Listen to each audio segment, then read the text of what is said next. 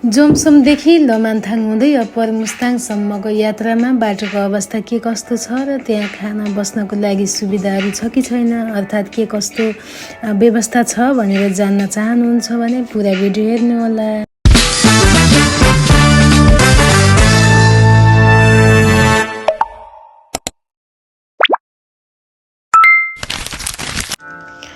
नमस्ते सबैजनालाई। आजको हाम्रो यात्रा सुरु हुँदैछ जोमसोमदेखि लोमान्थाङ हुँदै अप्पर मुस्ताङसम्मको लागि। हामी चाहिँ जोमसोमबाट निस्किसक्यौँ। अहिले चाहिँ कागबेनी र जोमसोमको बिचमा छौँ। यहाँनिर एकदमै घाम लागिरहेको अवस्था छ।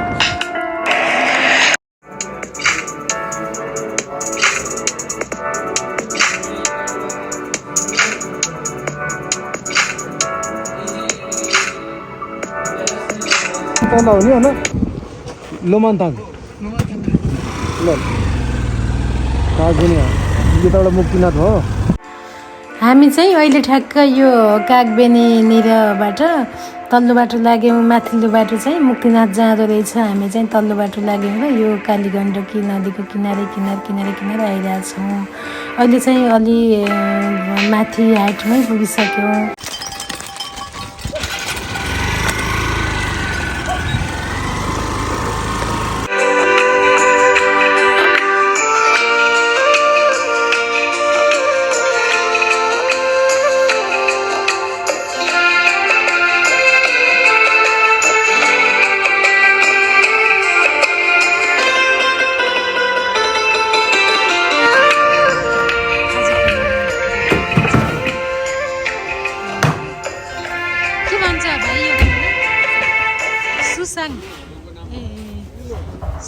माथि खाना खान लागि तपाईँ त्यहाँ खाना अर्डर दिनुहोस् अगाडि नै। यहाँ चाहिँ हामी फापरको रोटी, चटनी, माथि खाना खाएर खाजा खान लाग्यो। हामीले भेटाउँछौँ नि किन पापडको हुन्छ।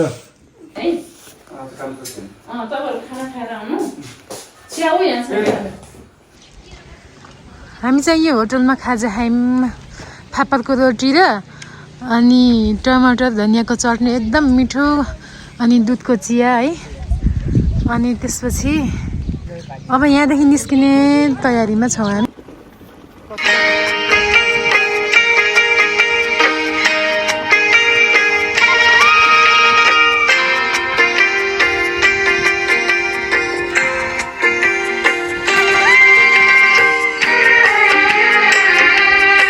खास गरी यो कागबेनीदेखि माथि लागिसकेपछि हामीले चाहिँ छुट्टै किसिमको यो भौगोलिक परिवेश है, छुट्टै किसिमको प्रकृति देख्न सकिन्छ।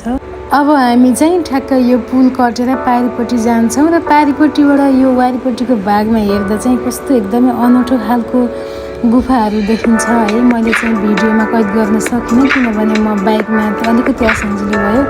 यहाँ पहिला मानवीय बस्ती थियो भन्ने सुनेको थिएँ। हामी चाहिँ उहाँ तल त्यो बाटोदेखि आएको घुम्दै उहाँ फेरि घुम्दै यता, फेरि घुम्दै यता, फेरि घुम्दै यो घुम्दै यसो हुँदै अनि यतादेखि अहिले चाहिँ हामी यहाँनिर आइपुग्यौँ। यो पारीको बाटो चाहिँ मैले सुनेको डोल्पा जाने बाटो हो भन्दै हुनुहुन्थ्यो। सायद त्यो पारीको चाहिँ डोल्पा जाने बाटो हो। अनि हामी चाहिँ अप्पर मुस्ताङ जाने बाटो अनि यता उल्लो साइडदेखि आयौँ। खासै मान्छे त बाटोमा देखेन। मैले चाहिँ बाइक आइरहेछन् तल, 2-3वटा बाइक यसो, तल पनि 2टा साइकल पनि आइरहेछ।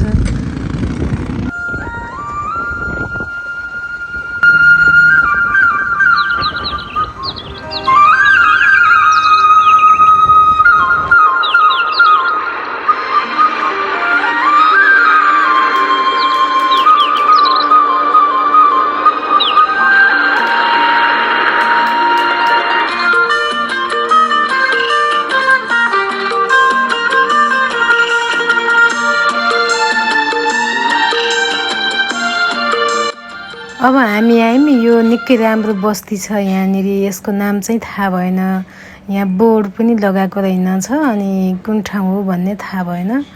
तर बस्ती चाहिँ निकै राम्रो लाग्यो। होटलहरू रहेछ बाटोमा अनि तल पनि सानो बस्ती छ, राम्रो छ। अनि सायद हामीले पारी देखेको त्यो बाटोमा जान्छौँ जस्तो लाग्यो मलाई। यतादेखि त हामी आएको बाटो हो यो हामी आज जाने चाहिँ त्यो बाटो हो त्यो बाटो हुँदै हामी चाहिँ त्यो निलो र रातो पहाडको बीच बाटोबाट जान्छौँ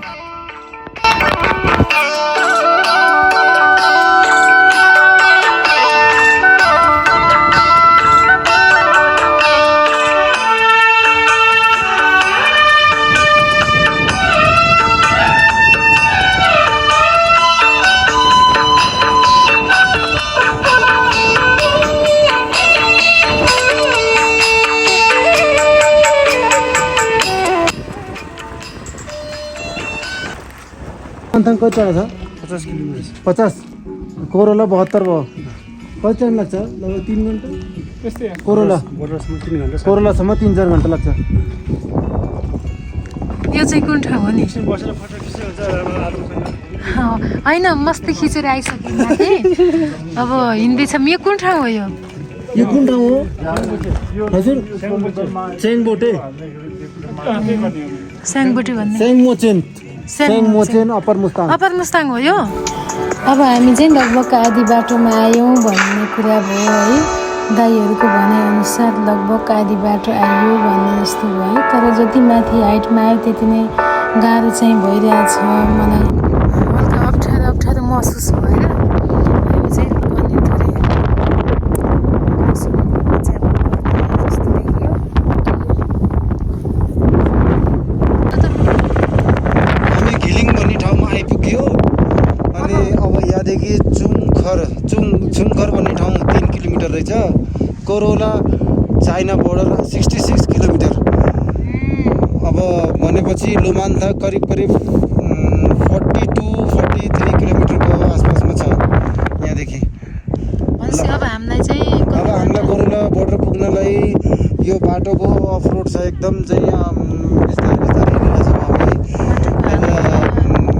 एकदम बेसरी हावा लाग्छ यति ठुलो हावा लाग्छ हामी चाहिँ अगाडि बढिरहेछौँ है हिँडिरहेछौँ हावा चाहिँ एकदमै लगाइरहेछ अनि सवारी साधनलाई पनि अक्सिजन चाहिँदो रहेछ छ यहाँ बाइकलाई पनि अक्सिजन चाहिँदो रहेछ अनि तान्न सक्दैन बाइकले थोरै हिँड्ने फेरि रोक्ने अनि फेरि थोरै हिँड्दै फेरि रोक्दै गर्दै हामी यो के भन्छ अब ठाउँको नामै थाहा छैन यहाँ बोर्ड पनि छैन यहाँसम्म आइपुग्यो म चाहिँ हिँड्दै उकालोमा माथि आएँ बाइकलाई अक्सिजन कमी भएर अनि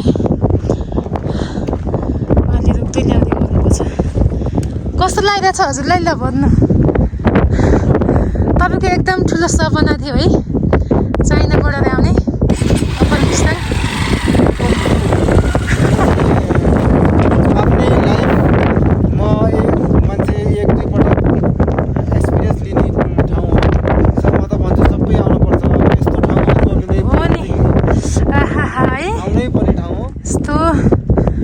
पहिला नजाम भन्दा यहाँसँग यहाँले कर गर्दा म रिसाएर यस्तो ठाउँमा लैजान थाल्नुभयो भनेर रिसाएँ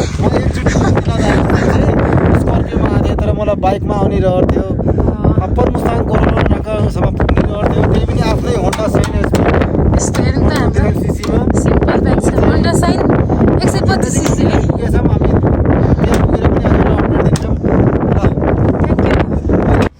नेपालको मरुभूमि भनेर चिनिने ठाउँ अप्पर मुस्ताङमा आउने मौका जुराइदिनु भएकोमा धेरै धेरै धन्यवाद भगवान् हजुरलाई परमेश्वर यात्रा सफल पारिदिनु होला हाम्रो हे प्रभु हे परमेश्वर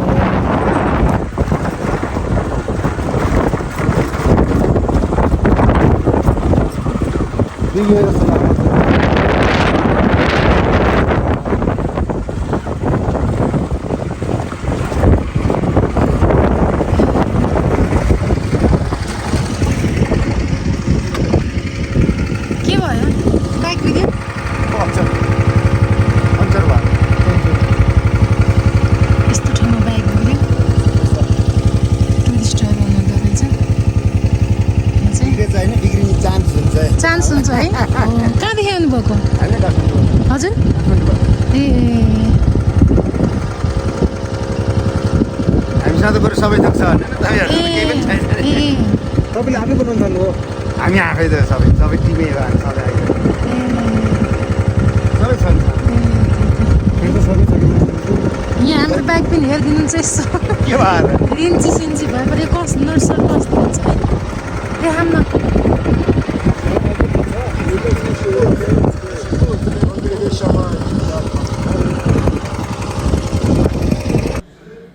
अब चाहिँ हामी त्यो पारिदेखि नै निलो र रातो रङको त्यो चट्टानले बनेको मन्दिर आकारको त्यो पहाडलाई कटेर त्यस पछाडि जान्छौँ हजुरहरूले चाहिँ यता आउँदाखेरि बाटोको अवस्था के कस्तो होला अनि बिचमा बिरामी भयो अथवा हिँड्न सकिएन भने बस्नको लागि सेवा सुविधाहरू छ कि छैन होटलहरू पाउँछ कि पाउँदैन होला भनेर त्यस्तो चिन्तितमा हुनुहुन्छ भने एकदमै ढुक्क हुनुहोस् होटलहरू बस्नको लागि व्यवस्था एकदमै राम्रो रहेछ यतातिर मजाले पाइँदो रहेछ बिचबिचमा जति पनि होटलहरू गाउँहरू बस्ती हुँदो रहेछ यहाँ 1 घन्टा आधी घन्टाको अथवा 1.5 घन्टाको बिचमा चाहिँ गाउँ बस्तीहरू होटलहरू पाइँदो रहेछ अनि बाटो त अब अफरोड नै हो 120 किलोमिटर पुरै अफरोड नै हिँड्नुपर्छ है जे होस् यतातिरको बाटोमा पानी चाहिँ कमै पर्दो रहेछ है पानी नआउँदो रहेछ अनि हामी आएको बेला पनि त्यस्तै संजोग नै भनौँ अथवा पानी चाहिँ फिटिकै परेन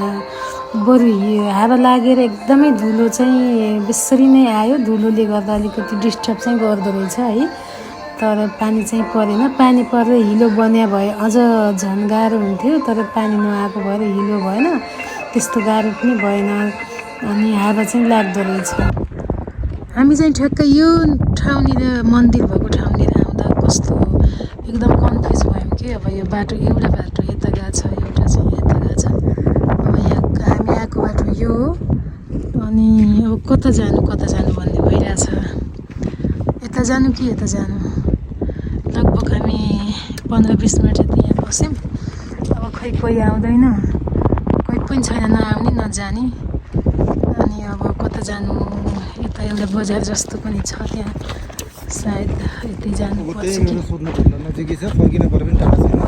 त्यहीँबाट सोधेर अनि फर्किनु पऱ्यो भने त्यहाँदेखि फर्किनु पर्ला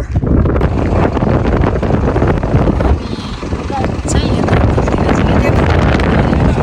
लेफ्ट लिएर आयौँ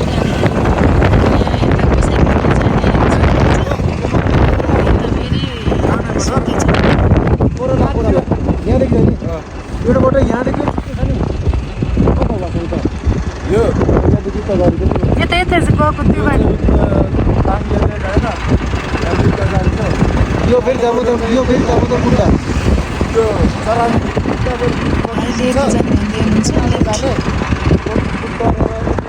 यता गएपछि कोराला बोर्डर जाने हो त्यता जाने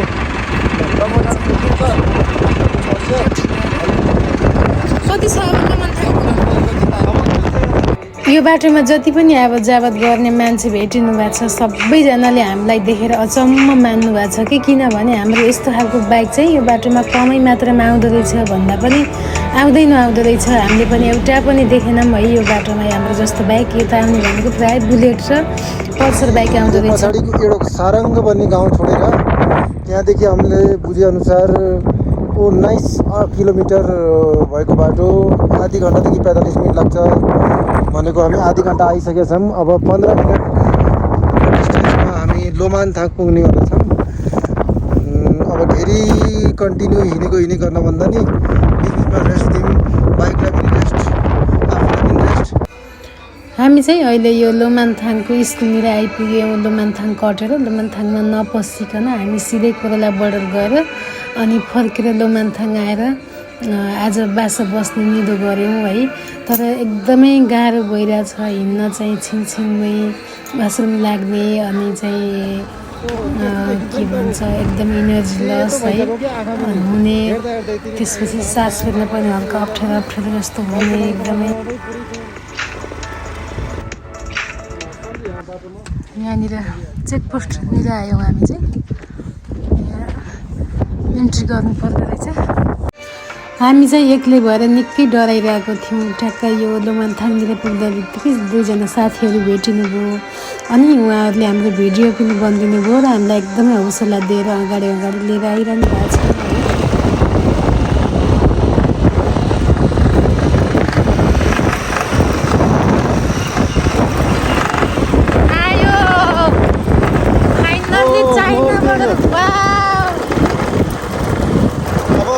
त नजिक हजुरले जुन बिल्डिङ देख्नु हामी अब केही कहाँ पनि यही 2-3 किलोमिटर 3-4 किलोमिटरको डिस्टेन्स मात्रै छ।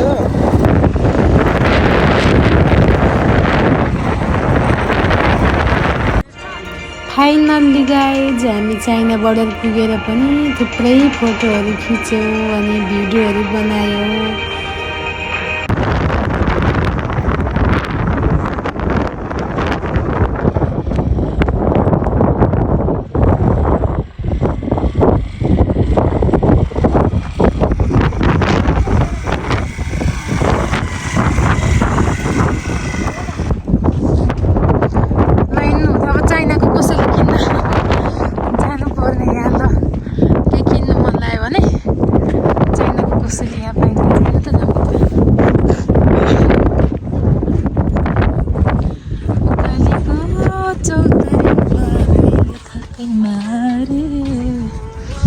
आजको लागि विशेष धन्यवाद त उहाँ दाइलाई दिन चाहन्छु, किनभने उहाँले हामीलाई यस्तो गाह्रो हुँदा पनि एकदमै बाटोमा ठाउँमा रोक्दै एकदम हिम्मत दिँदै है केही पनि हुन्न आउनुहोस् भन्दै कति हेल्प गर्नुभयो। एकदमै खुसी लाग्यो।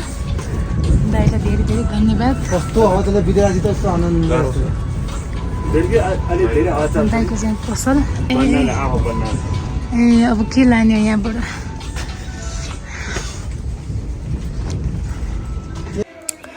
अहिले त म एकदमै गलिसकेँ, एकदमै कमजोरी फिल भइरहेछ अनि कस्तो के त्यो इनर्जी नै छैन, एकदमै कमजोरी मात्रै फिल भइरहेछ। तैपनि म भिडियो बनाउन छाडेकी छैन, भिडियो चाहिँ जसो बनाइरहेको छु है। अहिले त हामी माथिदेखि फर्केर तल लोमानथान पनि आइसक्यौँ। अब हामी लोमानथानको यो राजदरबारभित्र प्रवेश गरिसक्यौँ।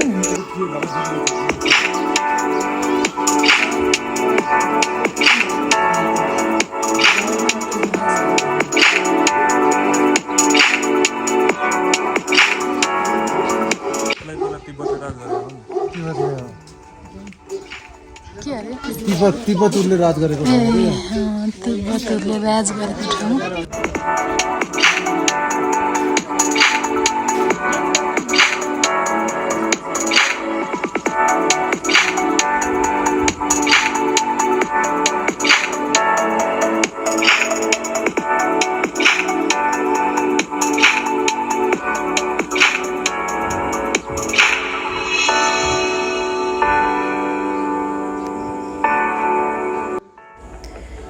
यहाँदेखि निस्केर अब हामी सिधै होटलमा गएर अनि खाना खाएर त्यसपछि सुतेर भोलिपल्ट बिहानै उठेर हामीलाई जमसङतर्फ लाग्नु छ है।